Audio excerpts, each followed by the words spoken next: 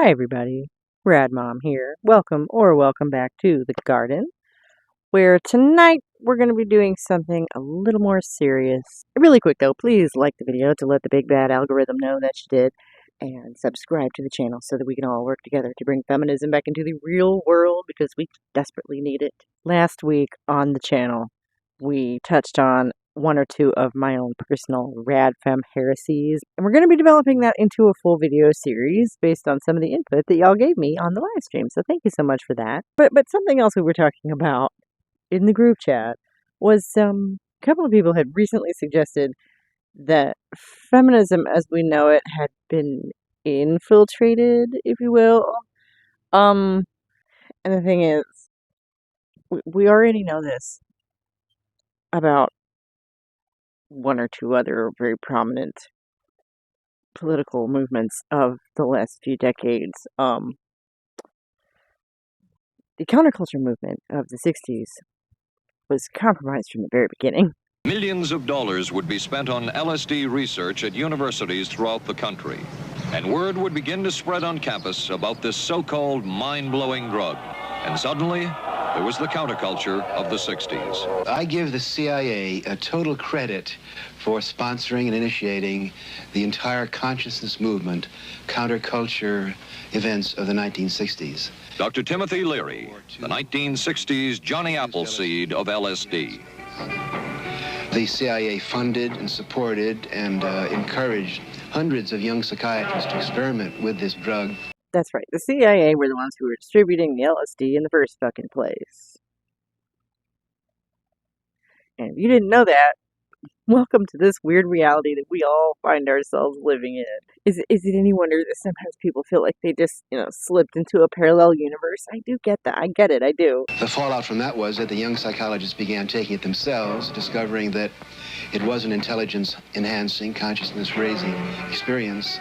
Do you really think that the CIA are just such groovy folks that they were dispensing this chemical because it was going to raise the consciousness and the intelligence of the population? You really think is that what we see before us 60 years later?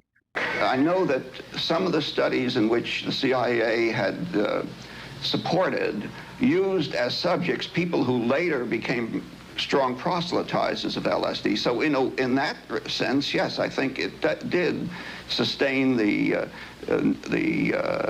perpetuation of the use of the drug. This is the same group who are now notorious for, in the 1960s, going on to do, MK Ultra and all that weird shit. So yeah, not exactly a bunch of groovy dudes. And it's rather ironic, isn't it? You could say that. That guy had his finger on the pulse, didn't he? The counter case that I would make in relationship to that is to remember that the people who were doing the research, regardless of who was the sponsor, I don't think anybody working in that time in the remotest ever thought that it would blow up into the kind of thing that it did. I believe that. So they were useful idiots. That doesn't really help anything, though, does it?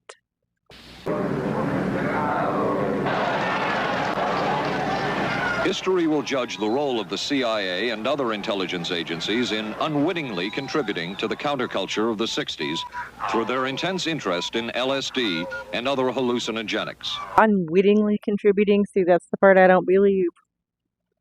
What, they actually thought they were going to help those psychiatrists raise people's consciousness? Because the CIA is all about that. This is just the first taste of their MO that we're going to get today. No, it looks like divide and conquer, doesn't it? But for the moment, at least, the argument can be made that the CIA helped usher in the age of Aquarius. Which is absolutely bizarre. And explains why a lot of that hippie shit is actually super destructive to both the individual and interpersonal relationships. Because in case y'all weren't aware, that's pretty much the metric that I use. I don't work with good and evil so much as constructive and destructive. But so along these lines, we also know that the civil rights movement was infiltrated by the FBI. This is established fact too, and actually has been for a very long time. On March 8th, 1971, 8 activists broke into an FBI office in Media, Pennsylvania, and stole every document they found. They wanted to document how FBI Director J. Edgar Hoover was spying on citizens and actively suppressing dissent. The break-in occurred as much of the nation was fixated on a boxing match between Muhammad Ali and Joe Frazier, which was billed as the fight of the century. I wanted to emphasize the year, but I think that this illustrates so much better than any number possibly could just how long ago this was. If they could count on that amount of the American population being watching the same thing at the same time. Soon after stealing the documents, the activists, calling themselves the Citizens Commission to Investigate the FBI, began leaking shocking details about FBI abuses to the media. The documents exposed COINTELPRO, the FBI's secret counterintelligence program, a global, clandestine, unconstitutional practice of surveillance, infiltration, and disruption. Watch everything that moves in the ghetto. And disruption of groups engaged in protest, dissent, and social change. Targets included the Reverend Dr. Martin Luther King, the Black Panthers, the American Indian Movement, the Young Lords, anti-war groups, black booksellers, and other groups. The leaked documents triggered congressional investigations, increased oversight, and the eventual passage of the Foreign Intelligence Surveillance Act. Right, in 1978. That's FISA, which anybody over the age of 20 is probably already pretty familiar with. It's the thing that is like the loophole that allows the FBI to spy on people on domestic soil if they think that they are working with foreign terrorists. The FBI never knew who was involved in the break-in until 2014, when several of the burglars made their identity public to coincide with the publication of The Burglary, a book by former Washington Post reporter Betty Metzger, who'd reported on the leaked documents back in '71. In 2014, Betty Metzger appeared on Democracy Now! One of the things that I remember most from those files was the truly blanket surveillance of African-American people that was described. It was in Philadelphia, but it also prescribed national programs. So the FBI was hardcore spying on the black community at large during the 1960s. Fun stuff, but that's the FBI. We were talking about the CIA. What exactly is the difference? The FBI has to do a library of paperwork anytime they want to take a photo of someone, and the CIA is not bound by worldly laws. There is a reason for this, and it comes down to the fundamental kind of information each agency collects. At the end of the day, the FBI is a law enforcement agency. They're collecting information to bring to court in order to get criminal prosecutions, which means that in addition to not violating people's Fourth Amendment rights, they also need their information to be verifiable, well-sourced, and ultimately hold up in court. The CIA, on the other hand, can't actually enforce laws at all. They just collect information on things that might end up being a problem for the United States. The standard for what their information is and how they obtained it is way lower because it's not being used as hard evidence in court, and they want to keep it that way. How do we know that? Bam! Declassified Internal Justice Department memo.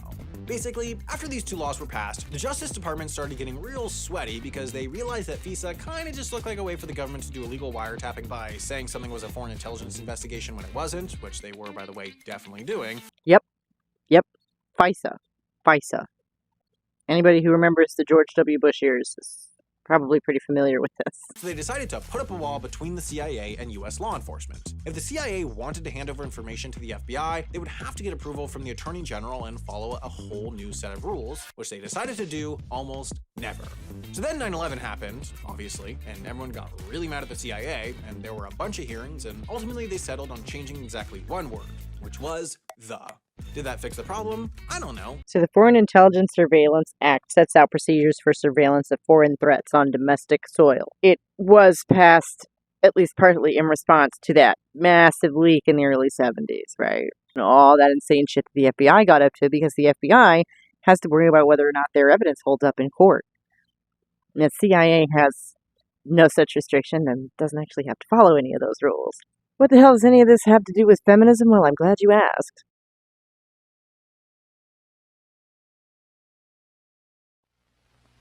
Gloria, at the festival, you worked for the Independent Research Service. That's right. Well, exactly when did your own association with the CIA start? Gloria Steinem is 90 years old this year. So you may not know who she is. But one of the ways I like to sum it up is she is kind of to modern mainstream feminism what J.R.R. Tolkien is to modern fantasy. She founded Ms. Magazine back in the 1970s. She has been put at the vanguard of all things mainstream feminism for decades. Again, I know that you've come up against this, and I've certainly come up against this, of, you know, being a woman, basically, that our value and our worth is basically associated on whether or not we have, with our marital status or whether or not we've procreated. I guess we're in deep shit. I think we're in deep shit.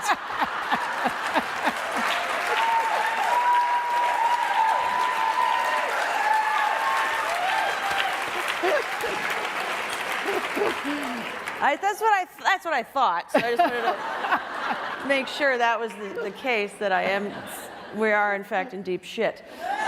So, you know, that's why she doesn't tend to come up in a lot of these, like, more academic discussions that we tend to have here on the channel. But she has been a stalwart figurehead in mainstream feminism for decades. Suffice it to say, this looks very bad. And in what fashion? Did they come to you, or did you go to them? In 1958, when I came home from India, I discussed with student leaders, past and present, many of them active with the National Student Association, this kind of small foundation to encourage Americans to go. They thought it was a good idea, too. So for some reason, what we're talking about here is sending American students to European cultural festivals. For what reason? To fight communism. Ooh. I was then told by foundations and professors and friends that I should not do this, that I would get in trouble with the House Un-American Activities Committee, the American Legion, all of those 50s people. Those old squares who might judge her based on her association with communists. Because judging people based on their associations makes you just as bad as Joe McCarthy, huh? And I became convinced that it was impossible. It was at that point that the student leaders said to me that they had in the past received funds for international programs from the CIA, and that they felt that this was important and could also be partly funded by the CIA. Well, I mean, did you feel that you really tried? I mean, did you go around to all of the wealthy private foundations, wealthy private people, and explain your point of view, and explain why you felt it was important that the United States be represented at these things in a certain way? What did they tell you? They told me that, well, the Ford Foundation, for instance, told me that they thought we were too liberal and too controversial, and that we would endanger their cultural programs in Austria. I mean, the first festival was being held in Vienna. It was not encouraging at all, and the private individuals to whom I went often had particular points of view to put forward, which would have been much, much more restricting than the CIA funds were, which were free. I mean, no one was told what to say. Well, for one thing, I'm not sure I believe that, but I'm getting ahead of myself. What do you mean they were free? You mean to say it was easier for you to work for the CIA than a private organization? That's right. And the reason I think that comes as a surprise, as it did to me at the time. I mean, I had the conventional liberals' view of the CIA as a right-wing incendiary group. I still have yet to see any evidence to contradict that. I see a whole lot of evidence to suggest that to this very day, but we will get there. And I was amazed to discover that this was far from the case, that they were enlightened, liberal, nonpartisan activists of the sort who characterized the Kennedy administration, for instance. First of all, I hear tell some scary things about the Kennedy administration. Secondly, obviously they were going to present this face to you in order to get you to take this money. So once again, we find ourselves in a place where, best case scenario, she is a useful idiot. You have not been working now for the CIA since 1962. Mm-hmm. You still criticize. You were down recently in Washington? Yes, when the story broke that I had for 4 years been a Central Intelligence agent, I was demonstrating outside the Pentagon underneath Mr. McNamara's office against bombing in Vietnam. Yeah, How embarrassing that must have been. And this didn't precisely fit with the image of a CIA agent, but then neither does the CIA. But, it's all just bad optics, right? They're really such enlightened guys over there. They're really a bunch of hip, liberal guys over there at the CIA.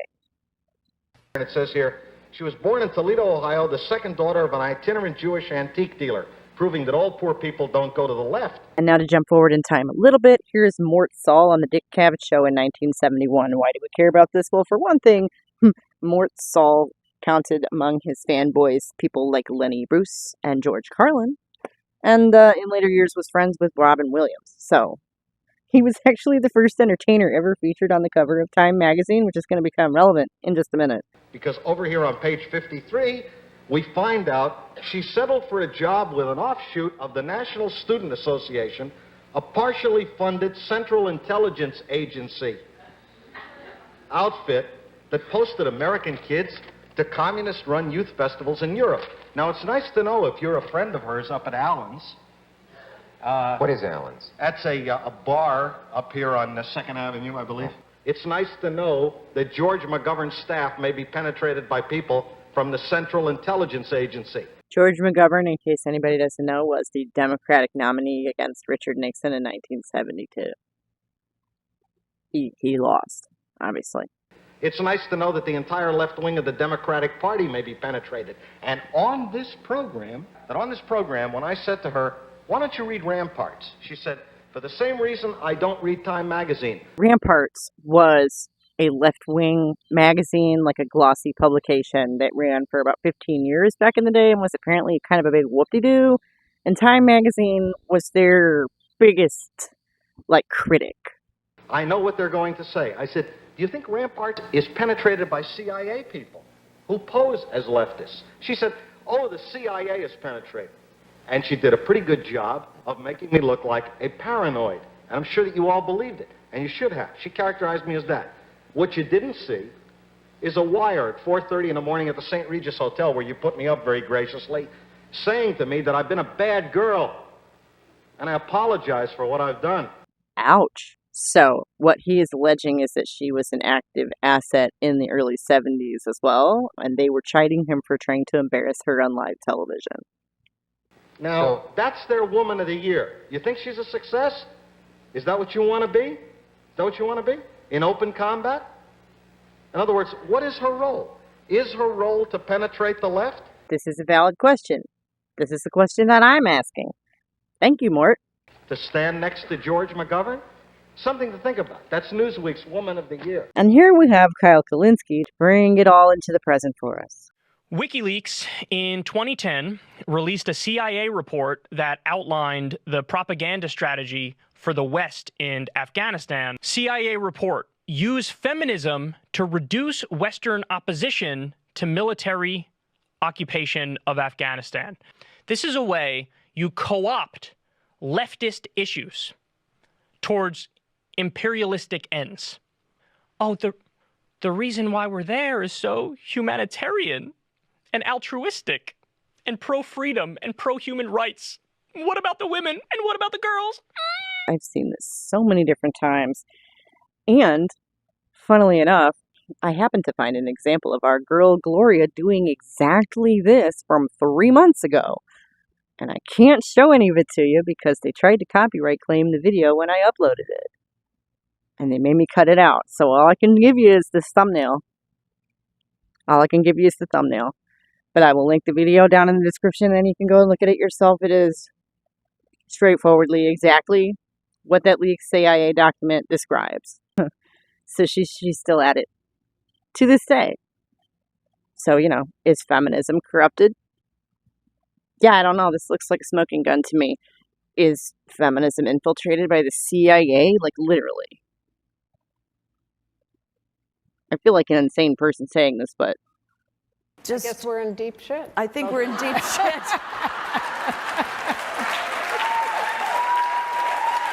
You all just saw it. Let me know what you think down in the comments. We will be doing our first heresy video next week, so come back here next Wednesday for that. Join us at the top of the hour for the live stream and discussion, where I'm sure that the conspiracy theories will be beyond your wildest nightmares. And I'll see you there. Okay, thanks a lot. Bye. Really tried? I mean, did you go around to all of the